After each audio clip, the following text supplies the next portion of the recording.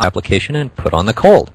And you want to have the cold for roughly 4 minutes. So 12 minutes hot, 4 minutes cold, and keep alternating between them. And after a little while of having the cold on, it'll start to ache just a little bit, like, ooh, that's too cold.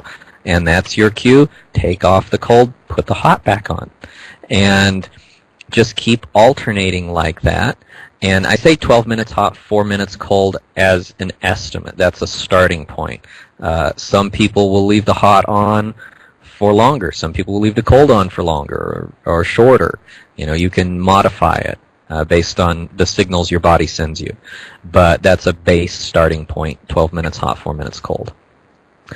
And so you just keep alternating like that for at bare minimum half an hour. And I would suggest even up to an hour. And this shouldn't be too difficult because most of us sit on the couch watching TV for 2 or 3 times that long every night, right?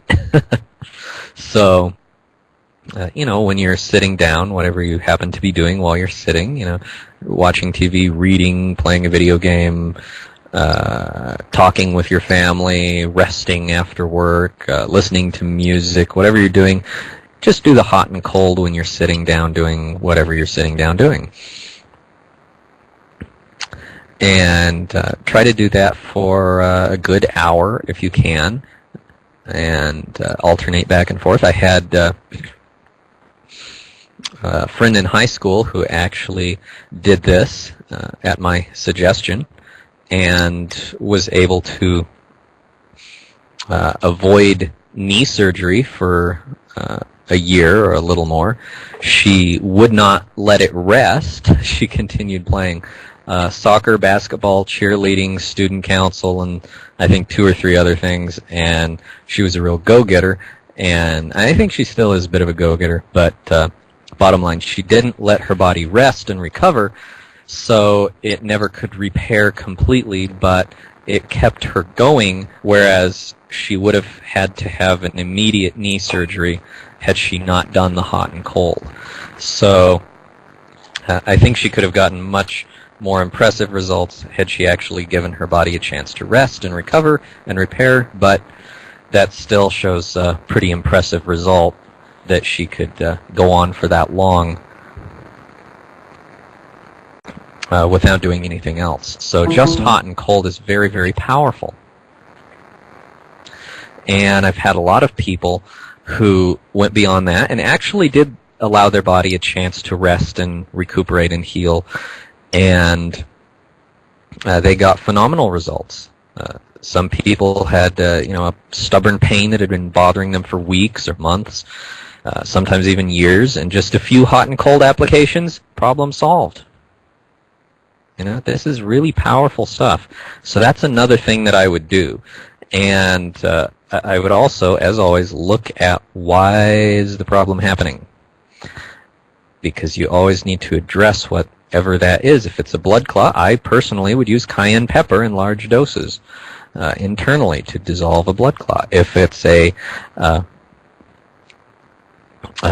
degenerating bone or joint, then I would use something like Dr. Christopher's BF&C formula, which I think has changed the name to Complete Tissue and Bone Formula now. And you can get that from the Herb Shop, which you can find online, Dr. Christopher's Herb Shop in Utah. And or you can mix it yourself if you're so inclined.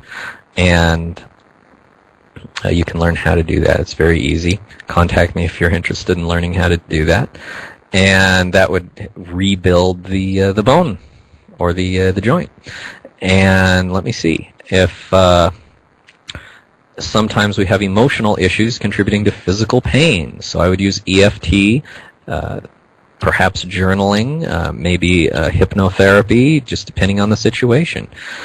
If it's a bone spur or a calcification in the muscle, then switching to distilled water, making sure you don't have any things like calcium carbonate or similar forms of non-food calcium in your diet. So check your supplements. If you're taking a calcium supplement, make sure it's a whole food, not chalk. In other words, alfalfa, spirulina, chlorella, spinach, those are good. Calcium carbonate, calcium citrate, calcium, whatever ate, or ite or oat is going to be basically a mineral, a rock from the earth, and your body doesn't know how to use it. You need a whole food supplement.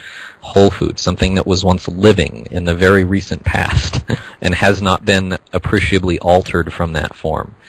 So whole food, live food supplements, not rock supplements.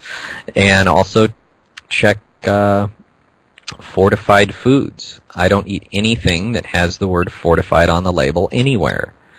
And basically that's because what it's fortified with is not natural nutrition that your body's built to take. It's rocks and synthetic chemicals concocted in a laboratory, and extract of sewage sludge, and ground up ore and things from rocks, and it's awful what they put in some supplements these days. And actually we're getting away from that. I'm seeing fewer and fewer of those and a lot more whole food supplements.